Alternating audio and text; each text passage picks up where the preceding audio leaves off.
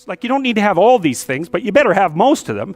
Family, friends, career, educational goals, plans for, time outside of work, attention to your mental and physical health, etc. That's what life is about. And if you don't have any of those things, well, then all you've got left is misery and suffering. So that's a bad deal for you. So once you set up that goal structure, let's say, and that's really in many ways that's what you should be doing at university. That's exactly what you should be doing, is trying to figure out who it is that you're trying to be, right? And you aim at that, and then you use everything you learn as a means of building that person that you want to be. And I really mean want to be. I don't mean should be, even those things are going to overlap. And it's important to distinguish between those, because that's partly, and this is back down to the micro routine analysis. So if I was saying, well, you're going to try to make yourself more industrious. Okay, number one, specify your damn goals, because how are you going to hit something if you don't know what it is? That isn't going to happen. And often people won't specify their goals too, because they don't like to specify conditions for failure. So if you keep yourself all vague and foggy, which is real easy, because that's just a matter of not doing as well, then you don't know when you fail. And people might say, well, I really don't want to know when I fail because that's painful. So I'll keep myself blind about when I fail. That's fine, except you'll fail all the time then. You just won't know it until you've failed so badly that you're done. And that can easily happen by the time you're 40.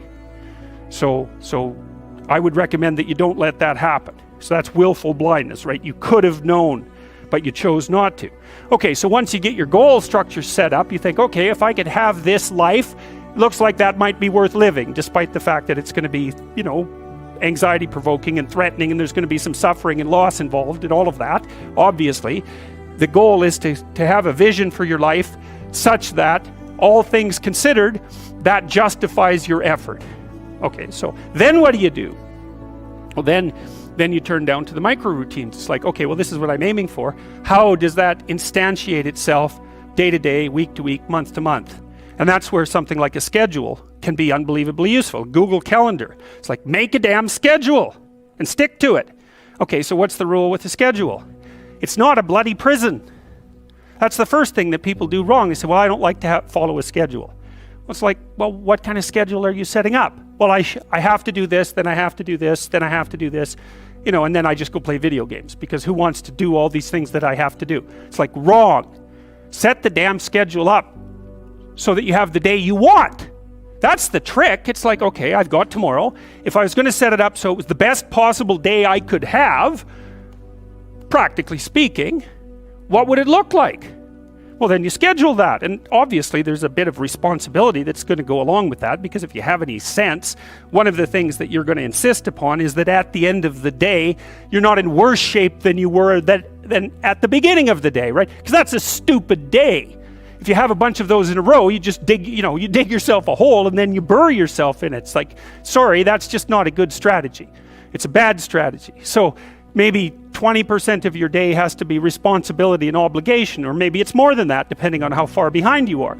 But even that, you can ask yourself, okay, well, I've got these responsibilities. I have to schedule the damn things in. What's the right ratio of responsibility to reward? And you can ask yourself that, just like you'd negotiate with someone who is working for you. It's like, okay, you got to work tomorrow. Okay, so I want you to work tomorrow. And you might say, okay, well, what are you going to do for me that makes it likely that I'll work for you? Well, you could ask yourself that, So maybe you do an hour of responsibility and then you play a video game for 15 minutes. I don't know, whatever turns your crank, man. But, you have to negotiate with yourself and not tyrannize yourself. Like you're negotiating with someone that you care for, that you would like to be productive and have a good life. And that's how you make the schedule. It's like, and then you look at the day and you think, well, if I had that day, that'd be good. Great.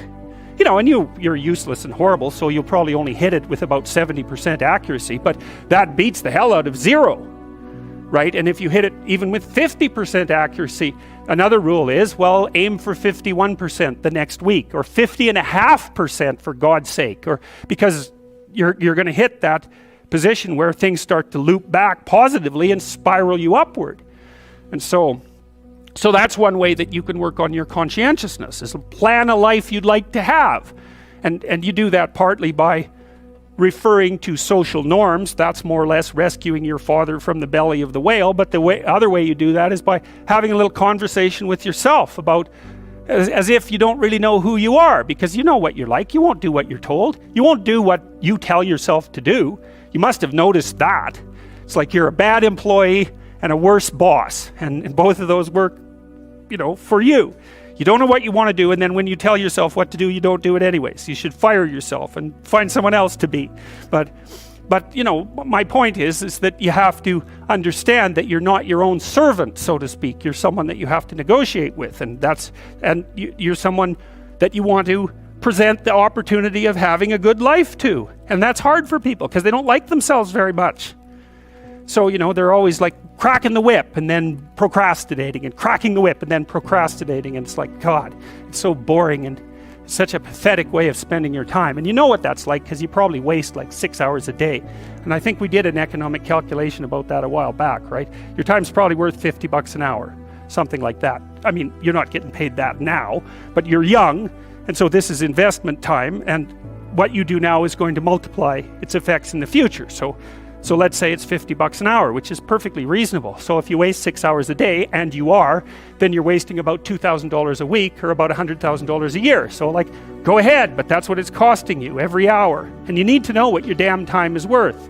So let's say it's not $50, it's 30, whatever. Maybe it's 100, it's somewhere in that range.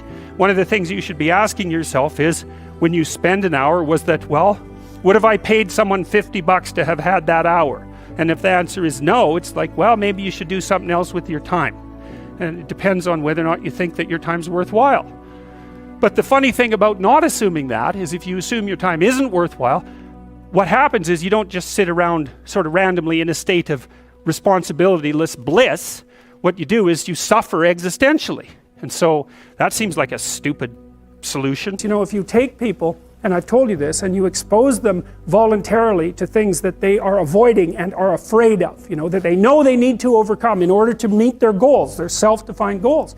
If you can teach people to stand up in the face of the things they're afraid of, they get stronger. And you don't know what the upper limits to that are, because you might ask yourself, if for 10 years, if you didn't avoid doing what you knew you needed to do, by your own definitions, right, within the value structure that you've created, to the degree that you've done that, what would you be like? Well, there are remarkable people who come into the world from time to time, and there are people who do find out over decades-long periods what they could be like if they were who they were, if they spoke their being forward. And they get stronger and stronger and stronger, and we don't know the limits to that. We do not know the limits to that. And so you could say, well, in part, perhaps the reason that you're suffering unbearably can be left at your feet, because you're not everything you could be, and you know it. And of course, that's a terrible thing to admit, and it's a terrible thing to consider, but there's real promise in it, right? Because it means that perhaps there's another way that you could look at the world, and another way that you could act in the world, so what it would reflect back to you would be much better than what it reflects back to you now. And then the second part of that is, well, imagine that many people did that, because we've done a lot as human beings. We've done a lot of remarkable things, and I've told you already, I think before, that today, for example, about 250,000 people will be lifted out of abject poverty, and about 300,000 people attached to the electrical power grid. We're lifting people out of poverty collectively at a faster rate that's ever occurred in the history of humankind by a huge margin. And that's been going on unbelievably quickly since the year 2000. The UN had planned to have poverty between 2000 and 2015, and it was accomplished by 2013. So there's inequality developing in many places, and you hear lots of political agitation about that. But overall, the tide is lifting everyone up, and that's a great thing, and we have no idea how fast we could multiply that if people got their act together and really aimed at it. Because, my experience is with people that we're probably running at about 51% of our capacity. You can think about this yourselves. I often ask undergraduates how many hours a day you waste, or how many hours a week you waste, and the classic answer is something like 4 to 6 hours a day. Inefficient studying, watching things on YouTube that not only do you not want to watch, that you don't even care about, that make you feel horrible about watching after you're done. That's probably 4 hours right there. You think, well, that's 25 hours a week, it's 100 hours a month, that's 2.5 full work weeks, it's half a year of work weeks per year. And if your time is worth $20 an hour, which is a radical underestimate, it's probably more like 50 if you think about it in terms of deferred wages. If you're wasting 20 hours a week, you're wasting $50,000 a year. And you are doing that right now. And it's because you're young, wasting $50,000 a year is a way bigger catastrophe than it would be for me to waste it, because I'm not going to last nearly as long. And so if your life isn't everything it could be, you could ask yourself, well, what would happen if you just stopped wasting the opportunities that are in front of you? You'd be who knows how much more efficient. 10 times more efficient. 20 times more efficient. That's the Pareto distribution. You have no idea how efficient people get. It's off the charts. Well, and if we all got our act together collectively and stopped making things worse, because that's another thing people do all the time, not only do they not do what they should to make things better, they actively attempt to make things worse because they're spiteful or resentful or arrogant or deceitful or homicidal or genocidal, or all of those things all bundled together in an absolutely pathological package. If people stopped really trying just to make things worse, we have no idea how much better they would get just because of that. So there's this weird dynamic that's part of the existential system of ideas between human vulnerability, social judgment, both of which are major causes of suffering, and the failure of individuals to adopt the responsibility that they know they should adopt. And that's the thing that's interesting too, is that, and like another thing I've often asked my undergraduate classes is, you know, there's this idea that people have a conscience. And you know what the conscience is. It's this feeling or voice you have in your head just before you do something that you know is stupid, telling you that probably you shouldn't do that stupid thing. You don't have to listen to it, strangely enough. But you go ahead and do it anyways, and then, of course, exactly what the conscience told you was going to happen inevitably happens, so that you feel even stupider about it than you would if it happened by accident. Because you know, I knew this was going to happen, I got a warning it was going to happen, and I went and did it anyways. And the funny thing too is that conscience operates within people, and we really don't understand what the hell that is. So you might say, well, what would happen if you abided by your conscience for 5 years or for 10 years? What sort of position might you be in? What sort of family might you have? What sort of relationship might you be able to forge? And you can be bloody sure that a relationship that's forged on the basis of who you actually are is going to be a lot stronger and more welcome than one that's forged on the basis of who you aren't. Now, of course, that means that the person you're with has to deal with the full force of you in all your ability and your catastrophe, and that's a very difficult thing to negotiate. But if you do negotiate it, well, at least you have something, you have somewhere solid to stand, and you have somewhere to live, you have a real life. And it's a great basis upon which to bring children into the world, for example, because you can have an actual relationship with them instead of torturing them half to death, which is what happens in a tremendously large minority of cases. Well, it's more than that too, because, and this is what I'll close with, and this is why I wanted to introduce Solzhenitsyn's writings to you. You see, because it isn't merely that your fate depends on whether or not you get your act together and to what degree you decide that you're going to live out your own genuine being. It isn't only your fate, it's the fate of everyone that you're networked with. And so, you know, you think, well, there's 7 billion people in the world. We're going to peak at about 9 billion, by the way, and then it'll decline rapidly. But 7 billion people in the world, and who are you? You're just one little dust mote among that 7 billion. And so it really doesn't matter what you do or don't do, but that's simply not the case. It's the wrong model, because you're at the center of a network. You're a node in a network. Of course, that's even more true now that we have social media. You'll know 1,000 people, at least, over the course of your life. And they'll know 1,000 people each, and that puts you one person away from 1 million, and 2 persons away from 1 billion. And so that's how you're connected. And the things you do, they're like dropping a stone in a pond. The ripples move outward, and they affect things in ways that you can't fully comprehend. And it means that the things that you do and that you don't do are far more important than you think. And so if you act that way, of course, the terror of realizing that is that it actually starts to matter what you do. And you might say, well, that's better than living a meaningless existence. It's better for it to matter. But I mean, if you really asked yourself, would you be so sure if you had the choice? I can live with no responsibility whatsoever. The price I pay is that nothing matters. Or I can reverse it and everything matters. But I have to take the responsibility that's associated with that. It's not so obvious to me that people would take the meaningful path. You know, when you say, well, nihilists suffer dreadfully because there's no meaning in their life and they still suffer. Yeah, but the advantage is they have no responsibility. So that's the payoff, and I actually think that's the motivation. Say, well, I can't help being nihilistic. All my belief systems have collapsed. It's like, yeah, maybe. Maybe you've just allowed them to collapse because it's a hell of a lot easier than acting them out. And the price you pay is some meaningless suffering, but you can always whine about that and people will feel sorry for you, and you have the option of taking the pathway of the martyr, so that's a pretty good deal, all things considered. Especially when the alternative is to bear your burden properly and to live forthrightly in the world. Well, what Solzhenitsyn figured out, and so many people in the 20th century, it's not just him, even though he's the best example, is that if you live a pathological life, you pathologize your society. And if enough people do that, then it's hell. Really. Really. And you can read the Gulag Archipelago if you have the fortitude to do that, and you'll see exactly what hell is like. And then you can decide if that's a place you'd like to visit, or even more importantly, if it's a place you'd like to visit and take all your family and friends. Because that's what happened in the 20th century. How to think about motivation? We'll think about it from the hypothalamic perspective. So we could say one thing that motivation does is set goals. We could say that emotions track progress towards goals. And I'm going to use that schema even though it's not exactly right. So you say, well, motivation determines where you're going to aim. So if you're hungry, you're going to aim at something to eat.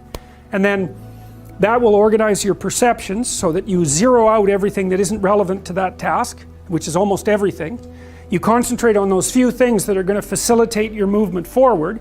When you encounter those things, that produces positive emotion as you move through the world towards your goal, and you see that things are laying themselves out that facilitate your movement forward. Those things cause positive emotion. And if you encounter anything that gets in the way, then that produces negative emotion, and it can be like threat, because you're not supposed to encounter something that gets in the way. It can be anger, so that you move it away. It can be frustration, disappointment, grief. Those would, if you had a response that serious to an obstacle, it would probably punish the little motivated frame right out of existence. You know, so you walk downstairs and, I don't know, the contracting company has set a wrecking ball through your kitchen. It's like, that's going to be disappointing. You're not going to keep eating the peanut butter sandwich in the rubble. That little frame is going to get punished out of existence, and some new goal is going to pop up in its stead. And you know, one of the things we're going to try to sort out is how do you decide when you've encountered an obstacle that's so big that you should just quit and go do something else? Because that's not obvious. You know, and you can get into counterproductive persistence pretty easily. So we don't know how people solve that problem. It's a really complicated one. So anyways, we're going to work on that scenario. Your hypothalamus pops up micro goals that are directly relevant to biological survival. That produces a frame of reference. So it's not a goal, it's not a drive, and it's not a collection of behaviors. It's a little personality. And the personality has a viewpoint, it has thoughts that go along with it. It has perceptions, it has action tendencies, all of that. You can see this in addiction, most particularly. So one of the things that you find often with people who are alcoholic is they lie all the time. And that's because when they've built a little alcohol-dependent personality inside of themselves, or a big one, maybe it's 90% of their personality, and one of the things that consists of is all the rationalizations that they've used over the years to justify their addiction to themselves and to other people. And so the addiction has a personality. You know, and so when the person is off, or maybe they're addicted to meth or something like that, where we know the addiction is more, it's more short-term powerful than I would say than an alcohol addiction. They'll say anything. And the words are just tools used to get towards the goal. And if they happen to be deceptive, whatever, it doesn't matter. They're just practical tools to get towards the goal. And then when you get towards the goal and you take a nice shot of meth or something like that, you reinforce all those rationales that you used to get the drug, and then the next time you're even a better deceiver and liar. So, okay, so we're going to say motivations, one way of thinking about it is they set goals, but it's not the right way of thinking about it. They produce a whole framework of interpretation. And so we're going to think about that framework of interpretation. And then emotions emerge inside of that. So that's it. So the world is framed, motivation set goals. You could say the world has to be framed. So motivation sets that frame. Goals, emotions, perceptions, and actions. And then actions track progress. So positive emotion says you're moving forward properly towards your goal. And if you encounter something you don't expect, you stop. That's anxiety. It's like, oh, we're not where we thought we were. And so we don't know what to do. So we should stop because we don't know where we are or what we're doing. Stop, frozen. And then the more powerful negative emotions like pain, they might make you get out of there. So emotions, forward, stop, reverse. That's your emotions within that motivated frame. So, and that's another example of how your mind is embedded in your body. Your emotions are like they're offshoots of action tendencies. That's the right way to think about it. Because action is everything, fundamentally. So what are some basic motivations? Most of these are regulated by the hypothalamus, by the way, and that tells you just how important a control system it is. The other thing that's useful to know about the hypothalamus is that it has projections going up from it that are like tree trunks, and inhibitory projections coming down that are like grapevines. So you can kind of control your hypothalamus as long as it's not on too much, but if it's on in any serious way, it's like it wins. So partly what you do to stop yourself from falling under the dominion of your hypothalamus is to never ever be anywhere where its action is necessary, right? You don't want to go into a biker bar because you might find yourself in a situation where panicked defensive aggression is immediately necessary. You probably don't want that. You don't want the panic, you don't want the terror, you don't want the frenzied fight, you don't want any of that. You don't want to have to run away in absolute panic. So you just don't go there. And a huge part of how we regulate our emotions is just by never going anywhere where we have to experience them. And so that has very little to do with internal inhibitory control and everything to do with staying where you belong. The Myth of Mental Illness by Thomas Szasz, S-Z-A-S-Z. It's a classic. You should read it. If you're interested in psychology, read it. Like, it's a classic. And he basically said, most people have problems in living, they don't have psychological problems. And so I've experienced, despite my love for the psychoanalysts, very frequently what I'm doing as a therapist is helping people have a life that would work. You know, and you can parameterize that. It's like, what do you need? How about some friends? That people kind of like that. How about an intimate relationship with someone that you can trust, that maybe has a future? That'd be good. How about a career that puts you in a dominance hierarchy somewhere, so at least you've got some possibility of rising, some possibility of stabilizing yourself, and a schedule and a routine, because no one can live without a routine. You just forget that. If you guys don't have a routine, I would recommend, like, you get one going, because you cannot be mentally healthy without a routine. You need to pick a time to get up. Whatever time you want, but pick one and stick to it, because otherwise you dysregulate your circadian rhythms and they regulate your mood. And eat something in the morning. I've had lots of clients who've had anxiety disorders. I had one client who was literally starving. Very smart girl. There's very little that she liked. She kind of tried to subsist on like half a cup of rice a day. She came to me and said, I have no energy. I come home, all I want to do is watch the same movie over and over. What, like, is that weird? And I thought, well, it depends on how hard you work. You know, it's a little weird, but whatever. It's familiar. You're looking for comfort. So I did an analysis of her diet. It's like 3/4 of a cup of rice. It's like, you're starving. Eat something. You know, you'll feel better. So she modified her diet, and all her anxiety went away, and she had some energy. It's like, yeah, you got to eat. So a schedule, that's a good thing, man. Your brain will thank you for it. It will stabilize your nervous system. With a bit of a plan, that's a good thing. You need a career, you need something productive to do with your time, you need to regulate your use of drugs and alcohol, most particularly alcohol, because that does in a lot of people. You need a family, like the family you have, your parents and all that. It'd be nice if you all got along, you could work on that, that's a good thing to work on, and then, you know, you probably need children at some point, and that's life. That's what life is. And if you're missing, you know, you may have a good reason to not be operating on one of those dimensions. It's not mandatory, but I can tell you that if you're not operating reasonably well on 4, I think I mentioned 6, if you're not operating reasonably well on at least 3 of them, there's no way you're going to be psychologically thriving. And that's more pragmatic in some sense than psychological, right? Human beings have a nature, there's things we need. And if we have them, well, that's good. And if we don't have them, well, then we feel the lack. And so behaviorists, behavioral psychologists concentrate a lot more on that sort of thing. You know, it's practical. It's like strategizing. Make a career plan. Figure out how to negotiate, because that's bloody important. Figure out how to say what you need. Figure out how to tell the truth to people. Figure out how to listen to your partner in particular, because if you listen to them, they will actually tell you what they want, and sometimes you can give it to them and maybe they'll return the favor. And if you practice that for like 15 years, well, then maybe you're constantly giving each other what you want. Well, hooray, that would be good. And then there's 2 of you under most circumstances, and it's better to have 2 brains than 1, because people think differently because of their temperament mostly. And so the negotiation is where the wisdom arises, and it's part of the transformation, the psychological transformation that's attendant on an intimate relationship, and one of the fundamental purposes of a long-term intimate relationship.